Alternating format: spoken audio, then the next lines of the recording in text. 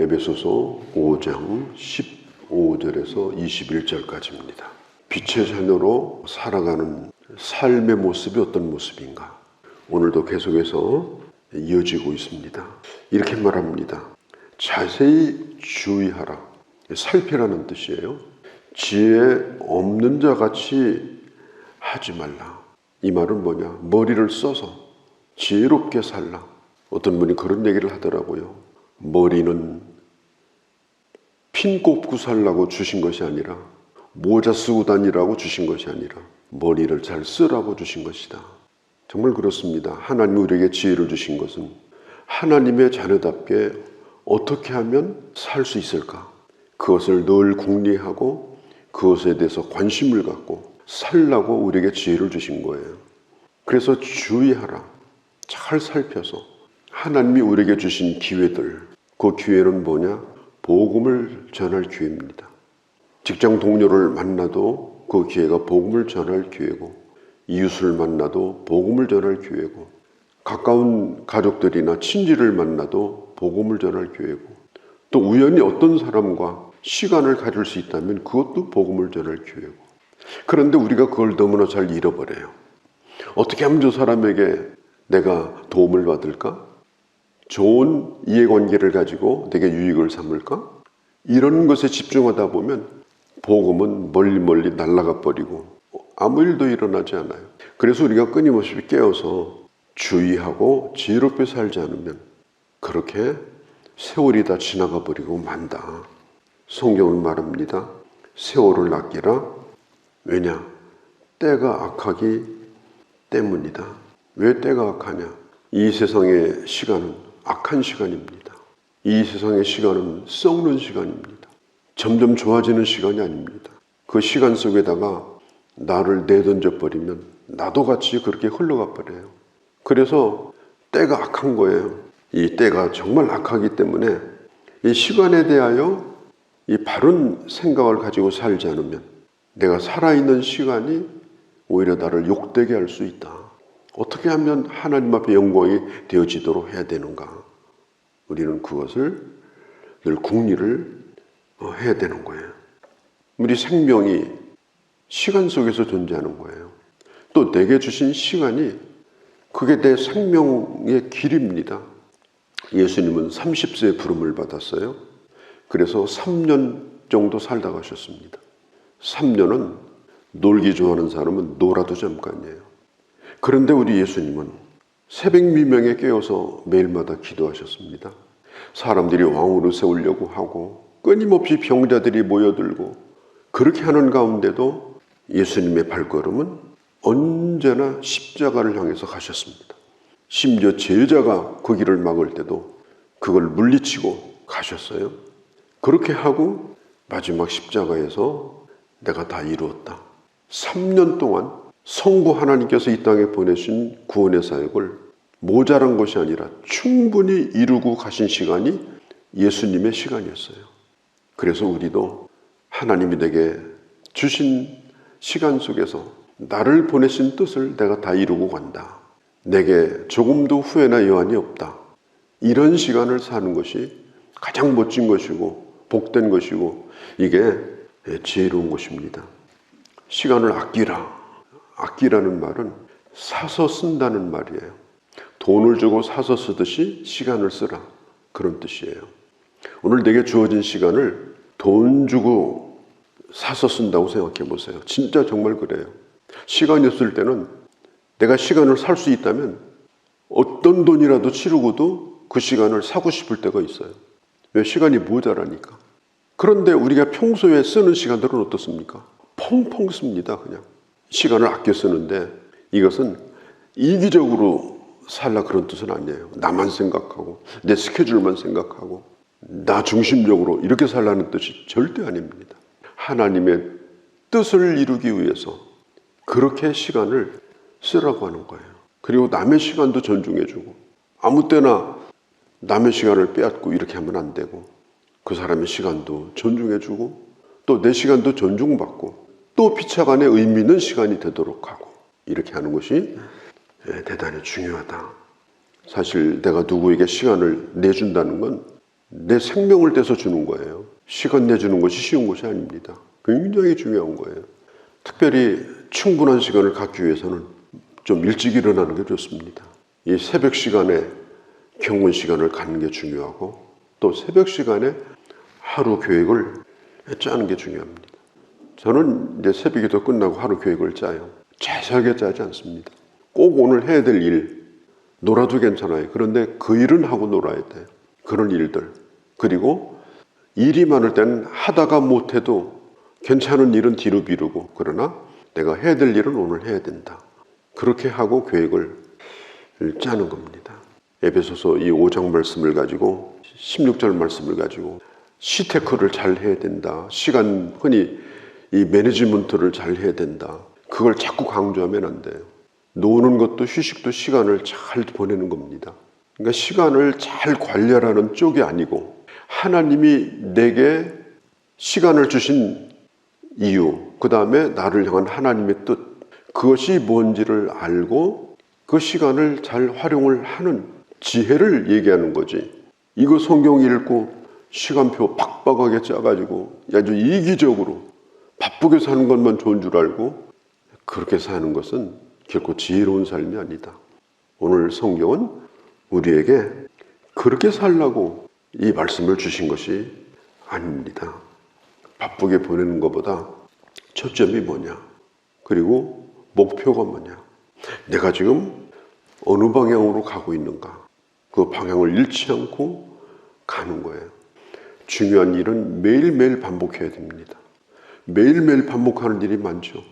숨 쉬는 거, 안 쉬면 죽어요. 밥 먹는 거, 배설하는 거, 이거요, 안 하면 큰일 나요. 이게 중요하지 않다고요? 굉장히 중요한 일이에요. 그래서 매일 해야 돼요. 그와 똑같이 우리가 기도하는 것, 하나님의 말씀을 보는 것, 그리고 누구를 만나든지 복음을 전하며 사는 것, 또 하나님이 내게 주신 사역들을, 내게 할 만큼의 사역들을 충분히 감당하는 것, 이런 것들은 밥 먹듯이 그것은 우리가 매일 해야 됩니다. 왜냐? 그렇게 해야 건강하고 그렇게 해야 살아남을 수가 있는 겁니다. 어떤 분은 그런 얘기를 해요. 뭐 매일 기도해야 되냐, 뭐 매주마다 예배 뭐 드려야 되느냐, 뭐 그건 말이 안 되는 소리예요. 중요한 것은 반복해서 성실하게 즐겁게 해야 영적으로도 육적으로도 건강하게 살 수가 있는 것입니다. 특별히 우리가 시간을 잘 쓰려고 하면 하나님의 뜻이 무엇인가를 분별해야 됩니다. 17절에 그러므로 어리석은 자가 되지 말고 오직 주의 뜻이 무엇인가를 이해하라. 우리가 가지고 있는 지식 가운데 가장 위대한 지식이 뭐냐? 하나님의 뜻을 아는 겁니다. 백과사전이 되는 게 아니에요. 내가 내 인생에 남기는 가장 위대한 업적이 뭐냐? 남이 알아주건 말건 내가 하나님의 뜻을 알았을 뿐 아니라 행하고 사는 겁니다. 그 뜻을 오늘도 행하고 내일도 행하고, 그게 내가 할 수 있는 가장 위대한 행동입니다. 그건 다른 사람이 이해하건 못하건 상관이 없는 거예요. 그걸 모르고 살든지 안 하고 살면 그게 제일 무지하고 그게 제일 어리석은 자입니다. 특별히 그렇게 우리가 하나님의 뜻을 구하고 행하며 살기 위해서는 가장 중요한 것이 뭐냐? 하나님의 말씀을 깊이 묵상하는 거예요.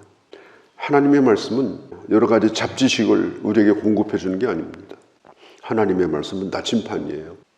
내가 어느 방향으로 가야 되는지 내게 분명한 방향을 가르쳐 주는 게 말씀이에요. 이 말씀을 들어도 저 말씀을 들어도 늘 하나님의 말씀은 우리에게 하나님의 뜻이 무엇인지 방향을 가르쳐 줘요.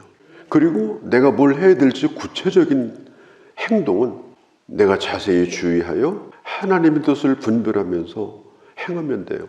그것까지 가르쳐 주는 건 아니에요. 그것은 내가 판단할 일입니다. 중요한 것은 뭐냐? 내가 주의 말씀을 붙들고 살면 방향을 결코 잃어버리지 않고 뭘 하든지 하나님의 뜻을 향해서 우리는 갈 수 있도록 해주는 것이 하나님의 말씀이다.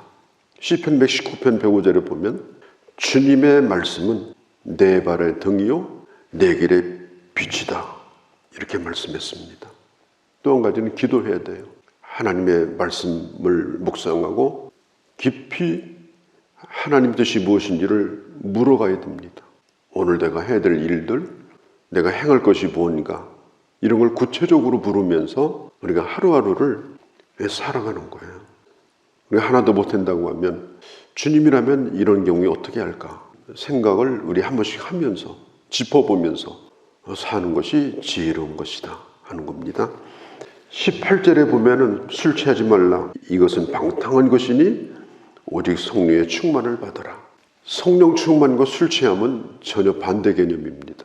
성령 충만하면 술 취하지 않아도 됩니다. 술 취하면 성령 충만하고는 거리가 멀어집니다. 어떤 사람도 취하지 말라는 데다가 중점을 둬가지고 안 취하면 될 거 아니냐. 그건 내 몸이 못 느끼는 것뿐이에요. 음주운전하는 사람 처음에는 술 안 마셨다고 그래요. 불어보라면 나와요. 그러면 나중에 얘기해요. 내가 1시간 전에 마셨다고. 근데 나는 1시간 안에 술 다 깬다고. 걸어보라고 그래요. 그럼 갈치자 걸음을 걸어요. 우리가 기억할 것은 한 잔 마셨으면 한 잔만큼 취합니다. 내가 못 느끼는 술은 먹은 만큼 취하게 돼 있어요. 안 느껴도 취하고 느껴도 취합니다. 술 취하지 말라는 말은 술 마시지 말라 그런 뜻입니다.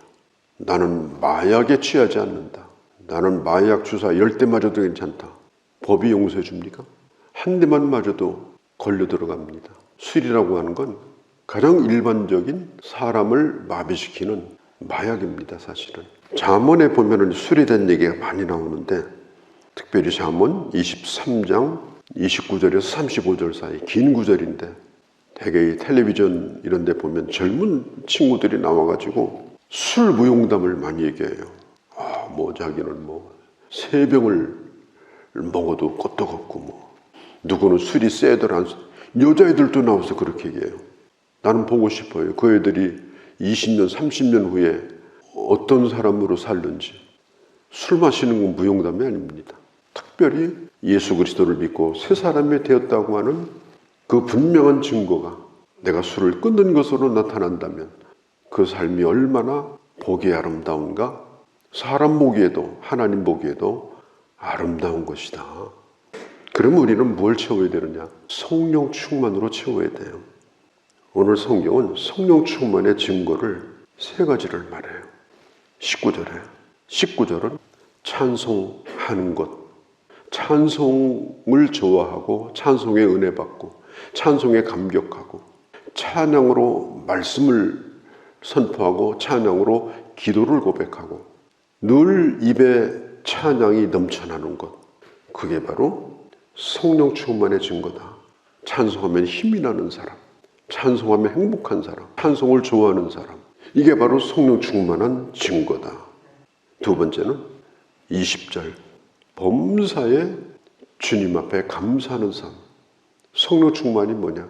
감사하고 사는 거예요. 우리가 신앙생활을 이제까지 해오면서 은사 충만하고 성령 충만하다는 사람들로 인해서 좋지 않은 인상이 있어요.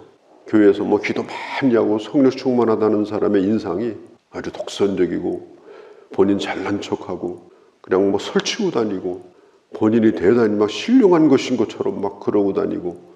오늘 성경은 그게 아니에요. 성령 충만한 사람은 찬양의 사람이다. 성령 충만의 사람은 감사한 사람이다. 매일마다 반복되는 생활에 내가 봐도 재미가 하나도 없어 보이는데도 그 사람은 늘 감사해요. 불평이 없어요. 그게 성령 충만이에요. 또 한 가지는 피차에 복종하는 것이 성령 충만의 증거입니다. 피차에 복종하는 것. 내가 잘났지만 그래, 내가 너하고 똑같은 사람 돼줄게. 상호 평등의 원리를 뛰어넘어서 내가 그 낮은 자리에 앉아서 그 사람을 진정으로 섬겨주고 내 진심으로 나를 낮추어 그를 나보다 낮게 여기는 사람이 성령 충만한 사람이에요. 권위를 인정하지 않고 싸우고 다투고 달려들고 따지고, 그건요 마귀가 하는 짓입니다. 성령 충만한 사람은 피차 복종해요. 그래서 자기를 늘 겸손하게 낮춥니다. 그래서 그 어떤 사람이라도 내가 섬기려고 합니다. 부부간에도 마찬가지고 직장에서도 마찬가지고 어디 가더라도 특별히 교회 생활에서도 마찬가지입니다. 그게 성령 충만의 증거다. 예수님도 이 땅에 내려오셨잖아요. 내려오신 것보다 또 내려가셨어요. 섬기셨거든요. 또 내려가셔가지고 무덤에 들어가셨거든요.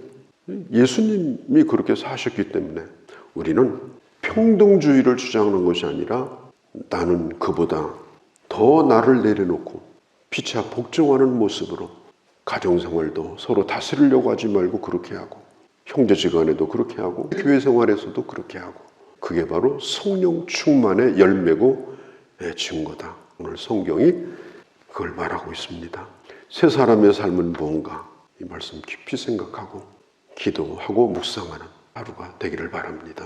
거룩하신 우리 아버지, 우리가 어리석은 자가 되지 않고 지혜로운 자가 되고 내게 주신 이 시간이 그래도 그대로 놔둬도 아까운 것이요, 잘못 쓰면 더 나쁜 것이고, 그래서 정말 세월을 아껴서 하나님의 뜻을 분별해서 성령 충만을 받아 끊임없이 주를 찬송하며 끊임없이 주의 범사에 감사하며 끊임없이 섬기고 또 섬기며 새 사람답게 살아가는 그런 저희가 되게 하여 주시옵소서. 우리 주 예수님의 이름으로 기도하옵나이다. 아멘.